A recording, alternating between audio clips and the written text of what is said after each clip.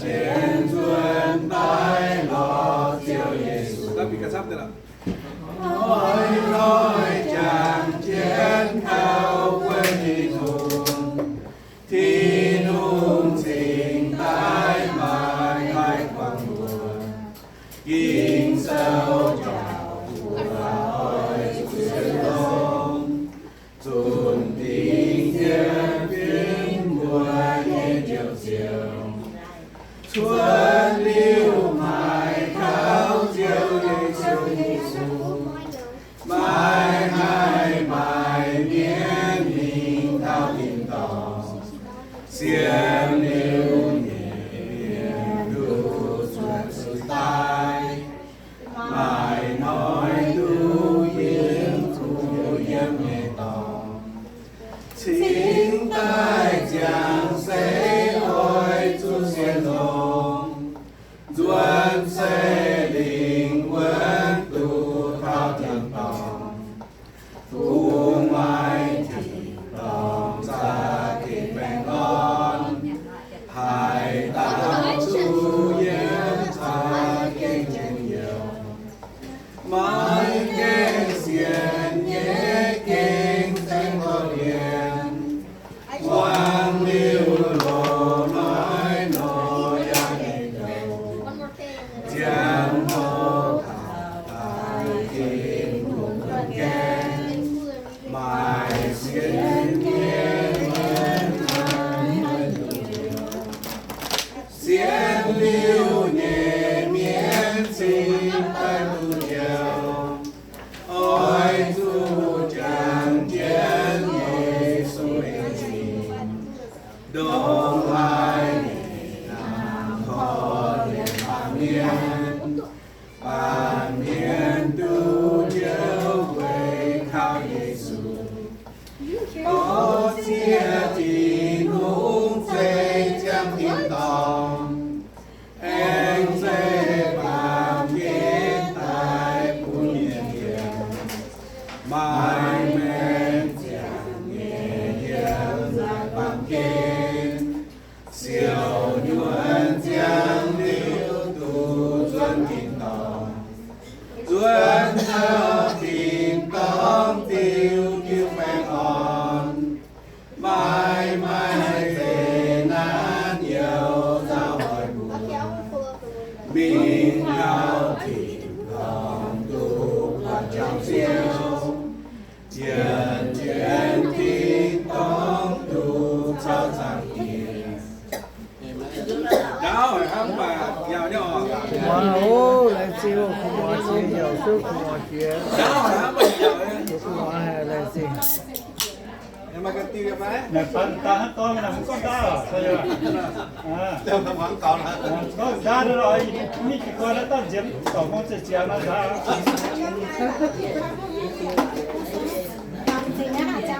mà tiêu biết chưa để bà đi tiêu em bữa mặc chưa biết chưa tiêu sẽ có hiểu bữa chúng ta cao bữa mà tao chiến ham nhiên nhiều chưa Giêsu à chúng cha sẽ là chúng cha thay à chúng cha gì Mình tự lột tàu. biết chưa Mình tự lột tàu thôi. giang cái tu lôi à bà Đang ta phải những cái này ta khỏi quả tổ nó đi dùng đây ये से ये सो ये बाई जुने बागा वो में से ta đã biết chưa bảo là Ê đi nè. Ê đi nè. đi cái bảo sao ở đó tắm cho mạng sơ đi cho bằng số sao Nó tao cho chút nào mà tôi à. ye bùa mai tao xiên hàm nhẹ chiều dầu khu có nhiều bên man gì đam nung kia man miên nhẹ giao thơm chiều man nhẹ nhẹ ye dung suy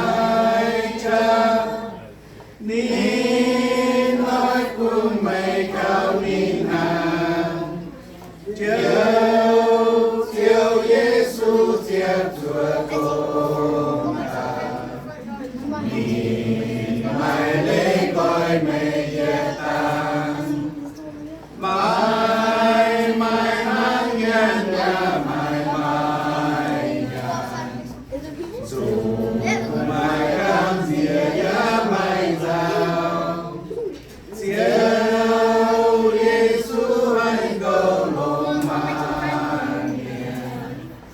mày đang đi thao nhìn tao cao đi chiếc xuôi nhẹ qua tao chiếu chiếu mình con lên cầu mấy giờ xây mấy cuốn tao cao nín hỏi họ nhà một người hậu sẽ cùng mày số ba điểm tư du hiểu một cách tầm cáo nuôi hồi ấm tụt dao nhà hộp ấm dao giáo ấm dao nhiều gì nhiều ạ nên chính Giêsu cũng bơi nhìn mà cáo nên chính thiên hùng cũng bơi khảo Giêsu cũng bơi sẽ phiêu nhầm linh anh nói siêu kẹt bỏ bơi mà bơi sự chiên nhá ốm tôi lùi lắm tôi không có là hay gì đâu lùi em choàng cái đó kiếm choàng đó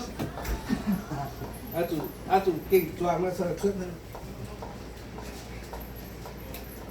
à bữa lâm ra choàng chiếc khoai tây kỳ sâu ở khoai kỳ sâu yếm tây yết pite ok à tây yết trang ta pha mình là ta chúa yếm ổ First Peter chapter 1 verse 3 to 9 okay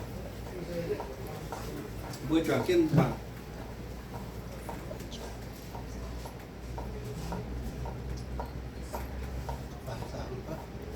tây yết trang ta pha mình là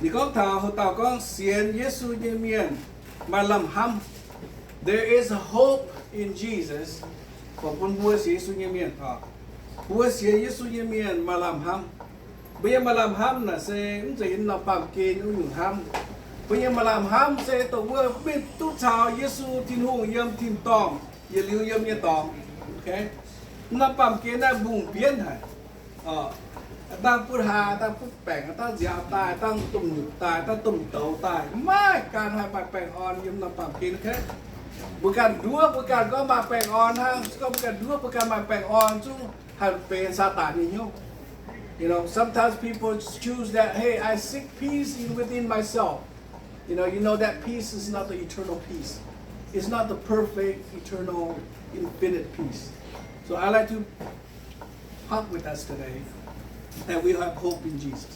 Okay? Chúng ta cặp. Thì bây giờ thiên ham như này đồng giảng kia trên thiên hùng.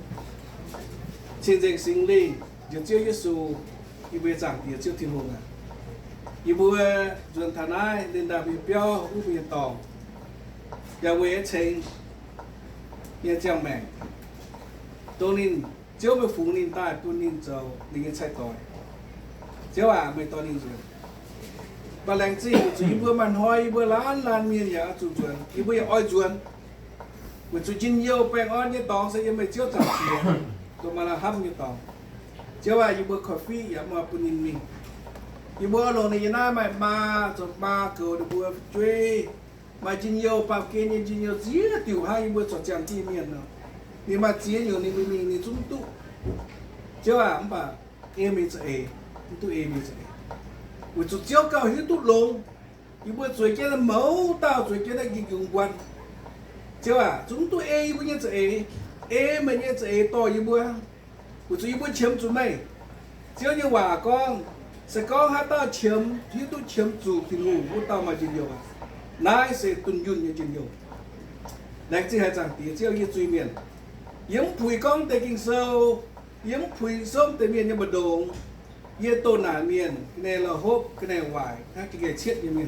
Bây giờ làng chính chiếu, bây giờ hai bài khí thao, thì giờ những con tê xây dựng xuống ở những chiếu tài, hàng suốt điểm thì những chiếu tài, thô chiếu tôi bây giờ biết tí thầm cũng còn.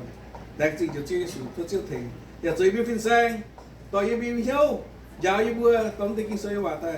chế kỳ bữa phim kỳ bữa vì bữa mà làm ham cho mình chẳng đại diện cho Chúa Giêsu yêu tạ cao cho Chúa tên Chúa Giêsu bữa Amen Xiên Giêsu như miền mà làm ham those that believe in Christ has the hope the Fabian bữa oi chủ tranh bữa nghe chiếu Giêsu Kitô như tia okay bữa chủ tranh bữa nghe chiếu Giêsu như Kitô như tia này sẽ bữa chỗ này bữa tranh bữa nghe chiếu Giêsu như tia là cho nhau bữa chủ Giêsu như tia phai bữa Giêsu như tia phai bữa tại khảo Giêsu mà Giêsu như tia phai Giêsu phai bữa mình xiên khảo Giêsu như mấy chọn cái tôi xiên khảo Giêsu so mấy là bên có God chose you to become Jesus Christ your disciple or child of God.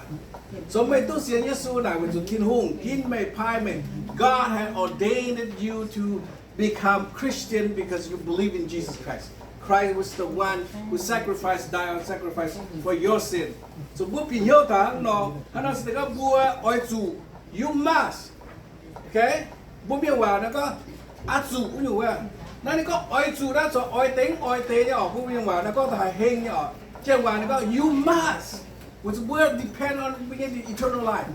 Bây giờ mèn này bằng này chiếu vào, sẽ có bữa buông mau buông phai buông lò, mẹ hạt khét thành đồng.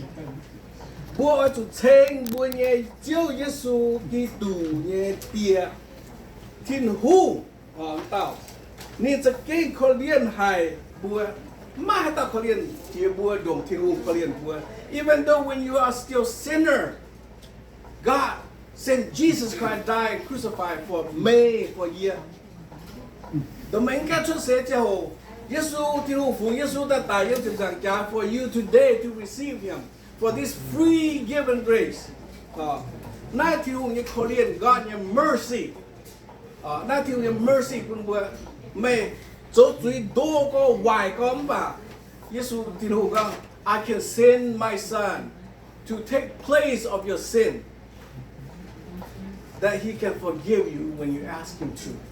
He is faithful. So ฮันน้องที่ผมเขาเรียนให้บัวเยซูคริสต์ตายมิ่ง when Christ died and crucified, okay ที่ผมแอบผู้นี้นางตาย by the power of God, okay God resurrect Jesus Christ. That power you will one day receive. That power we will one day receive. When Christ come on the cloud, we will go meet Him. We are the one that dead. If we're not going with Him yet, we will get up from the grave, but we'll go see Him up there. Okay? We can see them in the power of God. Okay? Must go with timing. How many years you thought?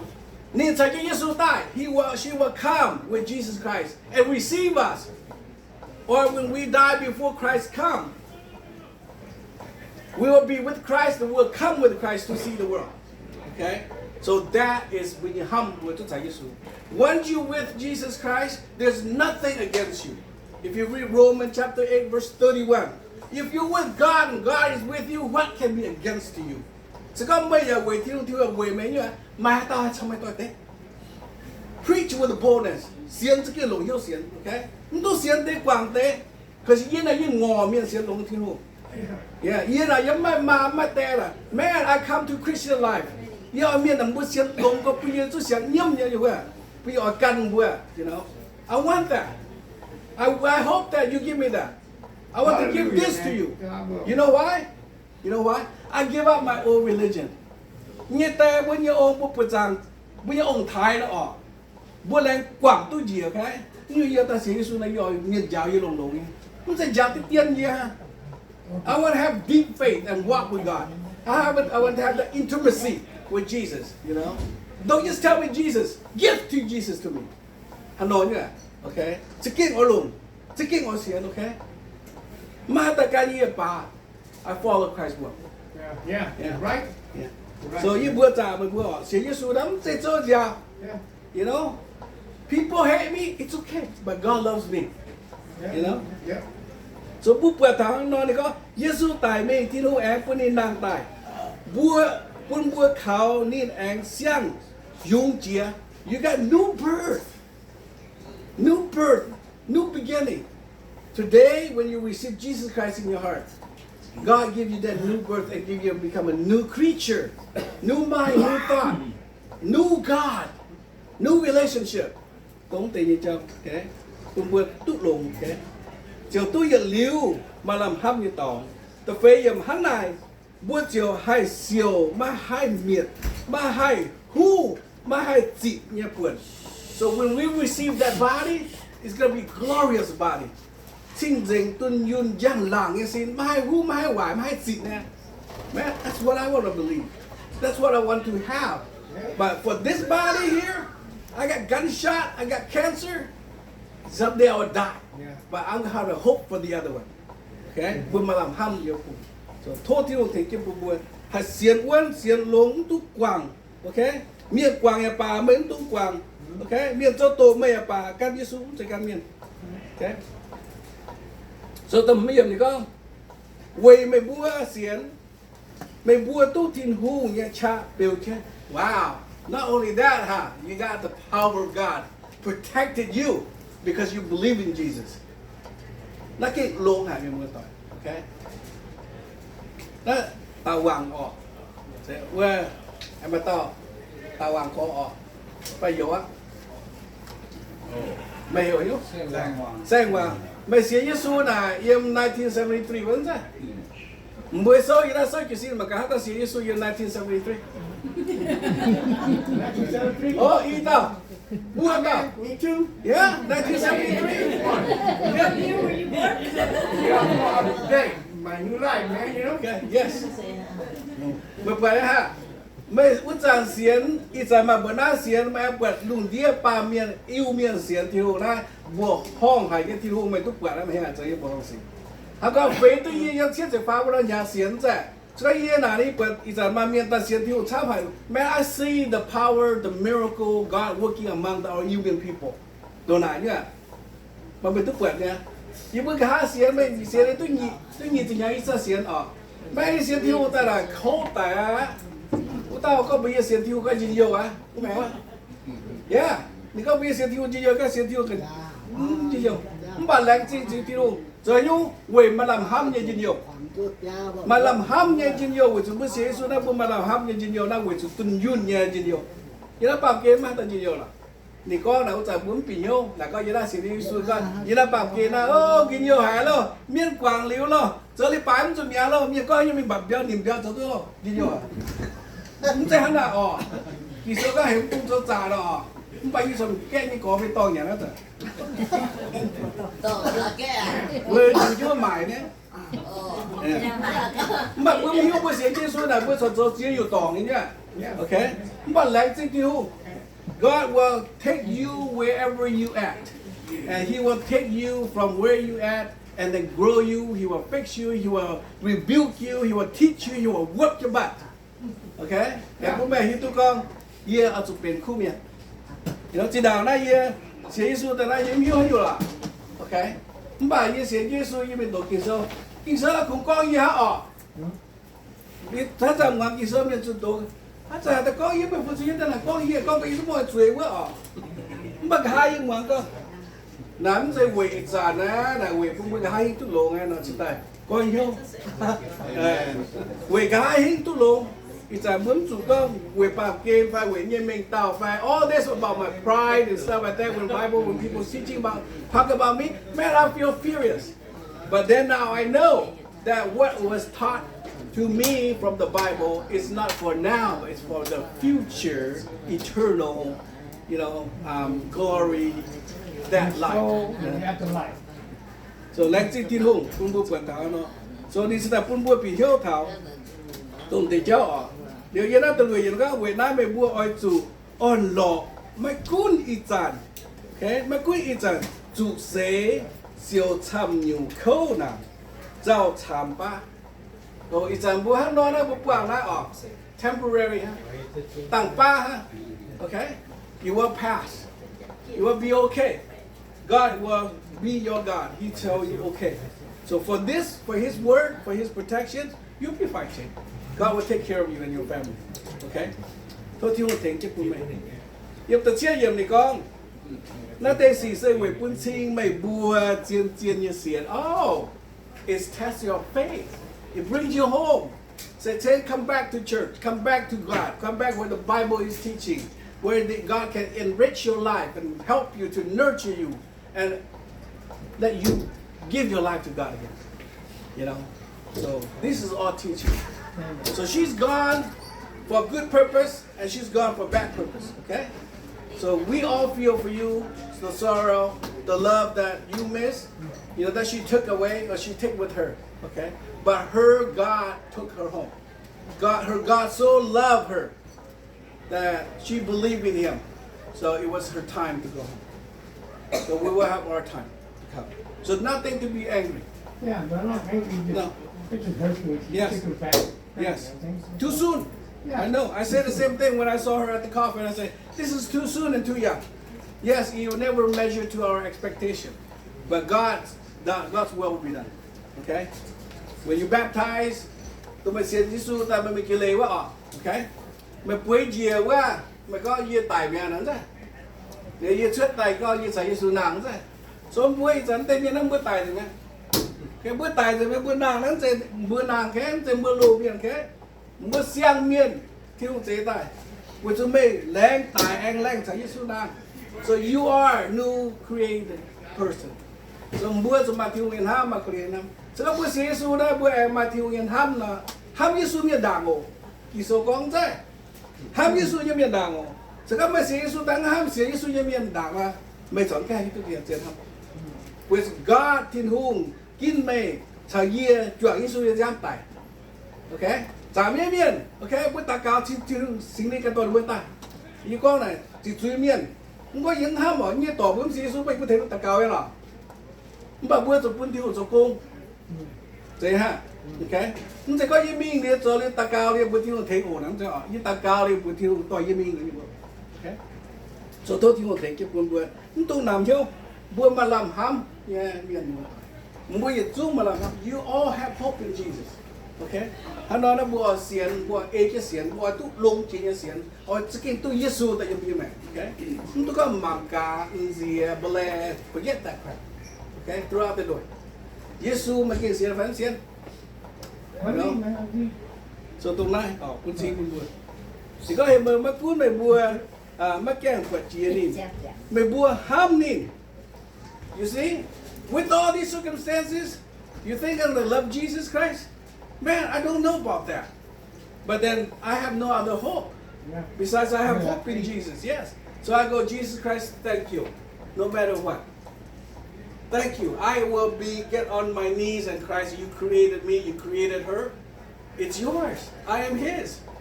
I am never mine. She's never mine. I am yours and she is yours. Bây giờ thiên hữu yên nhé. Thiên hữu ảnh như chiêu, thiên hữu ảnh như chiêu. Bây giờ áo là thiên hữu nhé. Okay, so we understand. So we can relax and let it go. Okay, take time. Prayer takes a lot of time. Okay, không dây làm gì. Chỗ lông ở qua lông giang hồ tao cao. Thì chẳng thể zoom như thế cái gì mà nè. Hay mà nhẹ khâu, hay mà nhẹ muốn thấy cái mình hoàn toàn được qua tao cao. Được qua giống cô co. Mình mà tỏi qua được qua thấy cái hiếu, muốn hiếu em ta thấy mới về. Okay, for me. I get to yell at everybody. Yeah. Yeah. So lãnh xin thiên hùng, quân bùa mà làm hăng, quân bùa cũng tung là khu, bây giờ chiêu Giêsu hay nhiều bùa, bây giờ Giêsu hay thỉnh bùa, cũng bây giờ quăng, tầm ba, okay? Thì có nói gì bây giờ xem phim ha. So make sure that we get back to Christ, okay? So then you'll be saying, oh, I got it.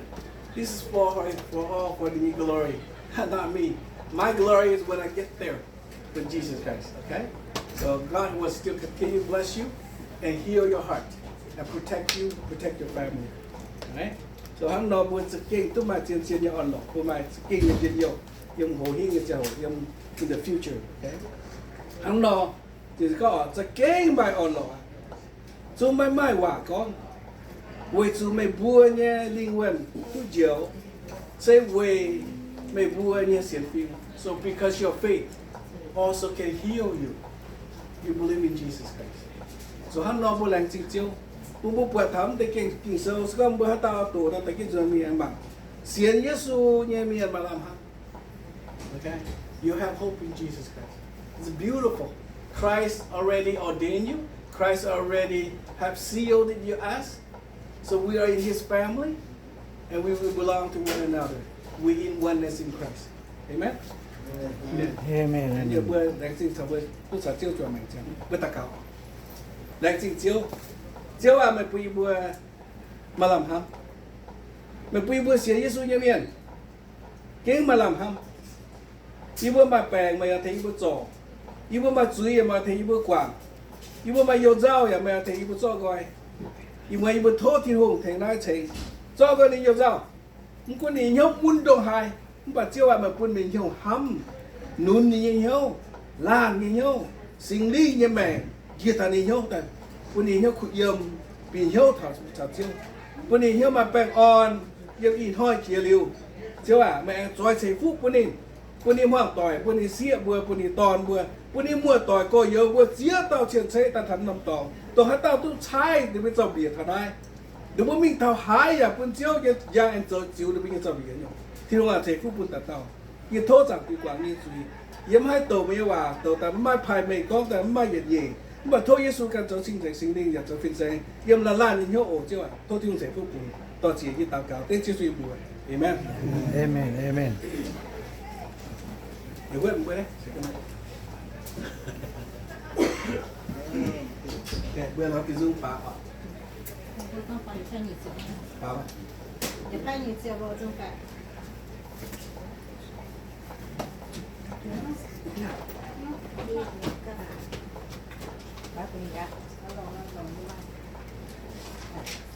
bà thì cũng tiêu du này bữa lầm rồi thành cái tà cào quên bây giờ nhìn thôi thì ông cầu được hoàn toàn ok nếu quân con này mình quân cả hai ổ con này như hai cái không hiểu như con này ha cái mới tất cả lỗ thì mình coi gì quyền này nhìn là món này tăng bữa bà thì cũng tiêu du nhiệt dung tà cào em mới tà cào xét ngoài qua liềm quân liềm bà chạm nhá ok ok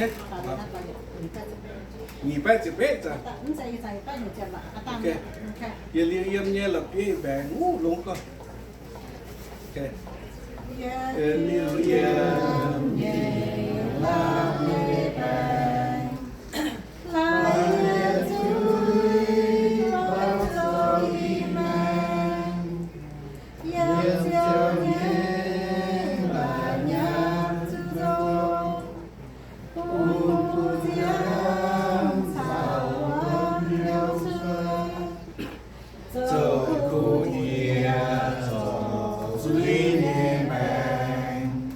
Hình kia dưới chiều chẳng mang ôi xoa dưới dấu cụ xì mai làm lông yết cho mai dưới ôi trong nhau nhẹ nhàng diên lên nhà mai hai dạo dưới yên tây hiểu nhà dạo kiến bà này mai hai dạo dưới yên tây quy cách nhủ nhau cứ tụng nha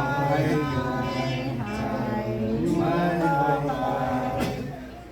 hồng khao diêu dân cha em thôi Giêsu thành hiến trong em thôi diêu nhé em giết chân hiến đàn trên mình và mong quang sinh giang lên dưới diêu mai du tay nhà trang kiên nhà mai bằng kền ôi giang san em chiều bình yên mai chiều minh thảo diêu dâng hiên mai truy cam diệt xiêm truy thiên bài mèn nghề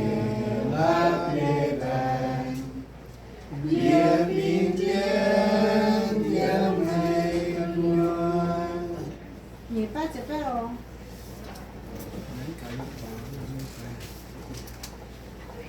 bé chụp bé